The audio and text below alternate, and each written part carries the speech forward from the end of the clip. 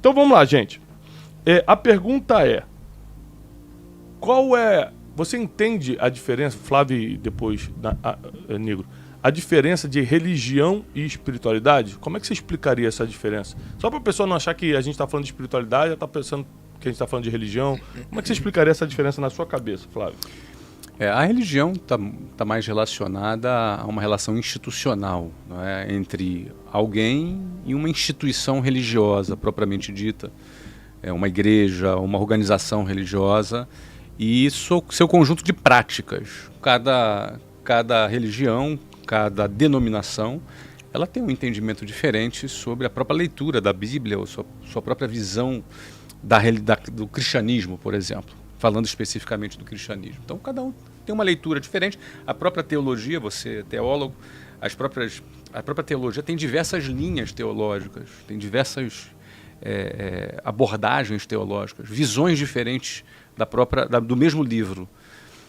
Então, essas linhas teológicas, elas se derivam em instituições. Essas instituições estabelecem ali uma relação religiosa entre o seu membro e essa instituição.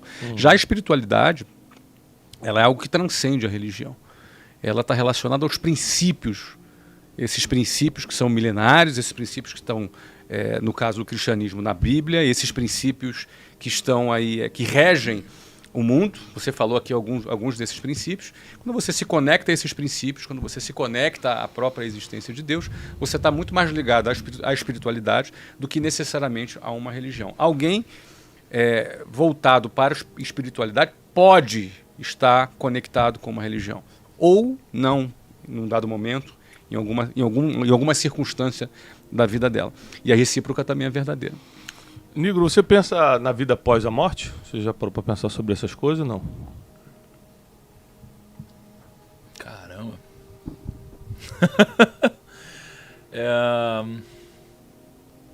Cara, eu lembro da primeira vez que eu pensei nisso. Eu era bem pequenininho, assim. E quando eu pensei nisso, eu era bem pequenininho, eu lembro que minha vida meio que desabou. Minha vida desabou, né? Porque aí eu pensei, caramba, vou morrer. Meus pais vão morrer, as pessoas vão morrer, meu Deus, né? Isso quando eu era pequenininho, né? De uma forma um pouco mais inocente, né? Esse assunto foi um assunto que ele ficou adormecido durante muitos anos na minha vida depois, né?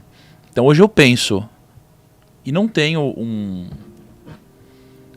ponto muito forte a defender. A única coisa que eu acho, aliás, a única coisa que eu tenho certeza é que a vida não acaba aqui, né? A vida não acaba aqui, né? Agora, eu acho que eu estou no processo de entender e refletir sobre o que acontece depois, né? No momento eu sei que a vida não acaba aqui. Essa é a minha reflexão até o momento. Deixa eu só complementar isso aqui. Quando você pensa na vida após a morte, seja qual for a conclusão, seja qual for a visão que a pessoa tem, mas quando você tem o simples fato de você pensar de que o tempo médio de vida que a gente tem, vamos botar 70 anos, 80 anos, 90 anos, enfim, que seja, 100 anos. Tem gente aí com 100 anos. Se você pensar matematicamente, o que são 80 anos perto do infinito, perto da eternidade, perto de 1 milhão de anos, de 10 milhões de anos, o que será isso? E a gente começa a ter uma outra perspectiva, pelo menos de proporcionalidade, do que representa esse ínfimo tempo que a gente vive aqui. Ou seja, se você acredita que não acaba quando você morre, independentemente de como é a tua fé sobre isso, só de você entender que você tem uma eternidade pela frente, matematicamente, se você fizer a razão 100, vamos botar 100 anos que a gente vive, 100 dividido por infinito, tende a zero, né? Matematicamente, significa que a razão entre a quantidade de tempo que tu vive barra a eternidade tende a zero. Logo, o que nós estamos vivendo aqui tende a zero.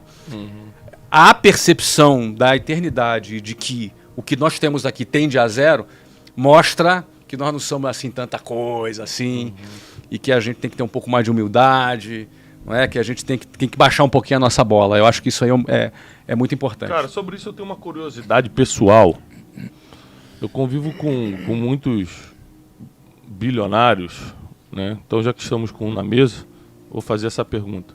Se a gente não leva nada daqui para a eternidade, Porque vários caras bilionários, o dinheiro nunca vai acabar, o cara ainda assim não consegue aproveitar a vida. Tipo assim, o cara faz conta pra tudo, o cara não consegue ser generoso, o cara não gasta o dinheiro em vida. Assim, na sua cabeça tem alguma explicação pra isso? Eu conheço vários, assim.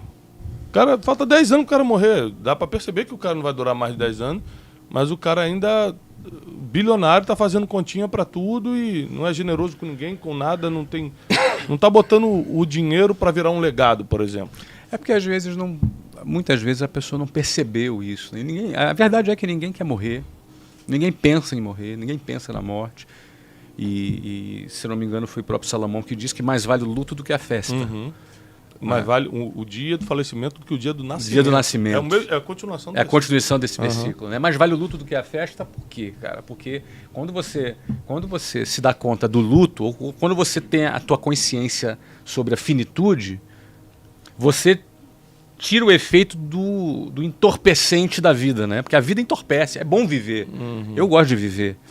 A alegria da vida, estar junto com amigos, pessoas que a gente gosta, estar junto da família, pessoas que a gente ama, estar realizando projetos que a gente gosta, estar sonhando em realizar coisas que a gente pensa. Isso é muito bom. Eu ouvi você na tua live falando sobre o prazer do trabalho, não é? Isso é muito bom. Então, só que isso é tão bom que às vezes entorpece. E o que é entorpecer? Como entorpecente, como uma droga. Você fica drogado pela vida, de tão boa que ela é. E aí você se esquece o quê? De você se recobrar a sobriedade, saber que o luto vale mais do que a festa e de que a consciência da finitude nos traz uma consciência mais interessante sobre a vida. E às vezes a pessoa nega, entendeu, Thiago? Ela nega isso, ela não quer pensar sobre isso, ela bate 3 vezes na madeira, ela não quer pensar sobre isso porque isso tira o efeito do entorpecente da vida, que é maravilhosa. A vida é muito boa. E eu penso dessa forma. E obviamente nessas reflexões nossas, eu tenho para mim como dos meus maiores objetivos de vida é aproveitar a vida do lado das pessoas que eu amo. Aproveitar a vida do lado das pessoas que eu amo.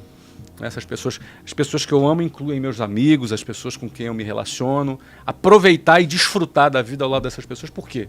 Porque a vida é curta e ela acaba. Uma segunda parte que traz muito sentido, né? Impactar pessoas, né? Impactar pessoas, transmitir uma boa mensagem para as pessoas, para que elas também aproveitem a vida. Deixa eu fazer uma consideração. Eu acho difícil as pessoas encontrarem o que elas não estão procurando.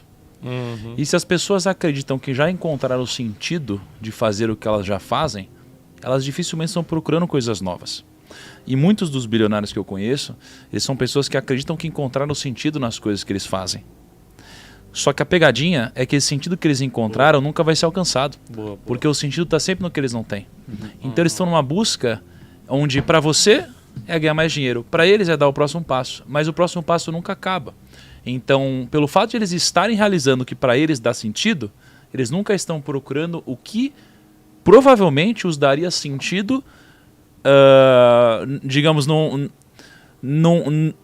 numa situação temporal diferente. Assim, o que para eles dá sentido na vida finita, talvez seja diferente do que daria sentido para eles numa vida infinita, né? Na eternidade. Como para eles estão focando aqui, dificilmente vão encontrar outro lado.